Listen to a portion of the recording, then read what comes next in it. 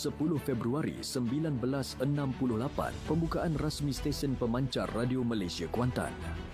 Pada hari ini dalam tahun 1968, upacara pembukaan rasmi stesen pemancar Radio Malaysia Kuantan disempurnakan oleh Kebawah Duli Yang Maha Mulia Sultan Abu Bakar Riayatuddin Al-Muazzam Shah Ibni Almarhum Sultan Abdullah Al-Mu'tasim Billah Sultan Pahang di Kuantan, Pahang.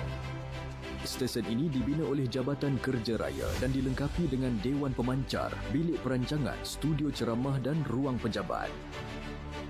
Terdapat 2 alat pemancar gelombang sederhana berkuasa 40 kW dibina di stesen ini. Alat pemancar ini mampu memancarkan siaran radio menerusi 810 kHz dan 1140 kHz yang boleh meliputi kawasan seluas 95 batu persegi. Stesen ini juga dapat menerima siaran radio bahasa Melayu dan Inggeris yang dipancarkan dari Kuala Lumpur.